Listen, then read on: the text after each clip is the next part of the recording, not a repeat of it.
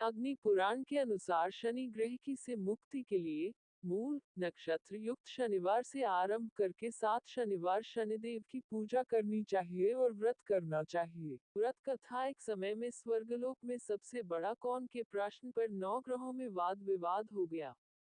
निर्णय के लिए सभी देवता देवराज इंद्र के पास पहुंचे और बोले, ही देवराज, आपको निर्णय करना होगा कि हम में से सबसे बड़ा कौन है। देवताओं का प्रश्न सुन इंद्र उलझन में पड़ गए।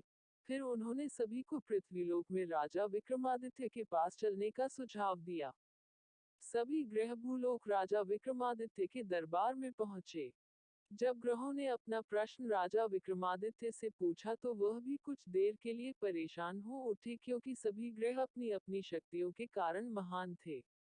किसी को भी छोटा या बड़ा कह देने से उनके क्रोध के प्रकोप से भयंकर हानि पहुंच सकती थी। अचानक राजा विक्रमादित्य को एक उपाय सूझा और उन्होंने विभिन्न धातुओं जैसे सोना, चांदी, कांसा, तांबा, सीसा, रांगा, जस्ता, अभ्रक व लोहे के 9 आसन बनवाए।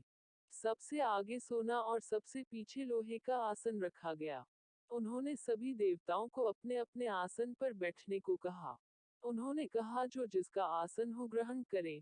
जिसका आसन पहले होगा वह सबसे बड़ा तथा जिसका बाद में होगा वह सबसे छोटा होगा। चूंकि लोहे का आसन सबसे पीछे था, इसलिए शनिदेव समझ गए कि राजा ने मुझे सबसे छोटा बना दिया है। इस निर्णय से शनि देव रुष्ट होकर बोले, हे राजन, तुमने मुझे सबसे पीछे बैठाकर मेरा अपमान किया है।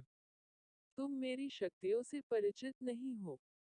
सूर्य एक राशि पर 1 महीने, चंद्रमा 2 महीने 2 दिन, मंगल 1.5 महीने, बुध और शुक्र 1 महीने, बृहस्पति 13 महीने रहते हैं। लेकिन मैं किसी भी राशि पर 2.5 वर्ष से लेकर 7.5 वर्ष तक रहता हूँ। बड़े बड़े देवताओं को मैंने अपने प्रकोप से पीड़ित किया है, अब तू भी मेरे प्रकोप से सावधान रहना। इस पर राजा विक्रमादित्य बोले, जो कुछ भाग्य में होगा देखा जाएगा। इसके बाद अन्य ग्रहों के देवता तो प्रसन्नता के साथ चले गए, परंतु शनिदेव बड़े क्रोध के साथ वहां से विदा हुए। कुछ समय बाद जब राजा विक्रमादित्य पर 7.5 की दशा आई तो शनिदेव ने घोड़े के व्यापारी का रूप धारण किया और बहुत से घोड़ों के साथ विक्रमादित्य की नगर पहुंचे। राजा विक्रमादित्य उन घोड़ों को देखकर एक अच्छे से घोड़े को अपनी सवारी के लिए चुनकर उस पर चढ़े। राजा जैसे ही उस घोड़े पर सवार हुए वह बिजली की गति से दौड़ पड़ा। तेजी से दौड़ता हुआ घोड़ा राजा को दूर एक जंगल में ले गया और फिर वहां राजा को गिराकर गायब हो गया।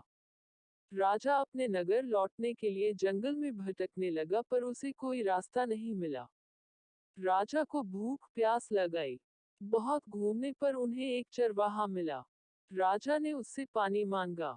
पानी पीकर राजा ने उस चरवाहे को अपनी अंगूठी दे दी और उससे रास्ता पूछकर जंगल से निकलकर पास के नगर में चल दिए। नगर पहुंचकर राजा एक सेठ की दुकान पर बैठ गए।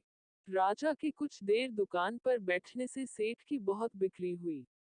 सेठ ने राजा को भाग्यवान समझा और उसे अपने घर भोजन पर ले गया। सेठ के घर में सोने का एक हार खूंटी पर लटका हुआ था। राजा को उस कमरे में छोड़कर सेठ कुछ देर के लिए बाहर चला गया। तभी एक आश्चर्यजनक घटना घटी। राजा के देखते देखते खूंटी सोने के उस हार को निगल गई।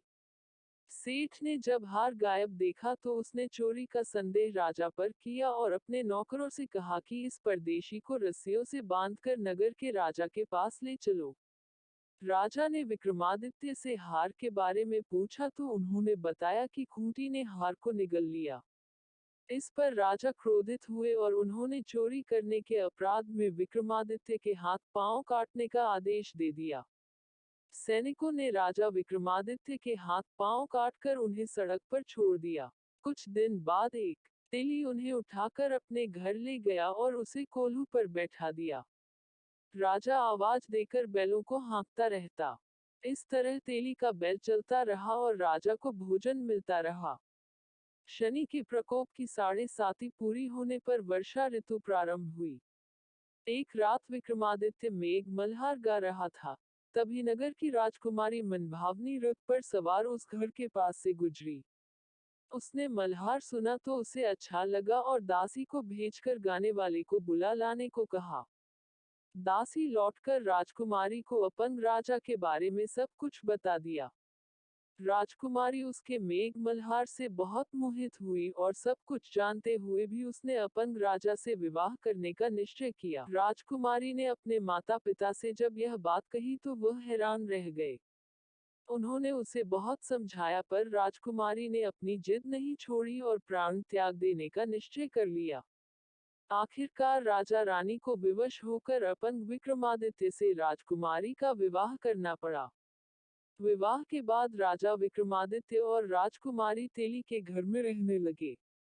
उसी रात स्वप्न में शनिदेव ने राजा से कहा, राजा तुमने मेरा प्रकोप देख लिया।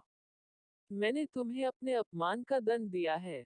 राजा ने शनिदेव से क्षमा करने को कहा और प्रार्थना की, हे शनिदेव, आपने जितना दुख मुझे दिया है, अन्य किसी को न देना।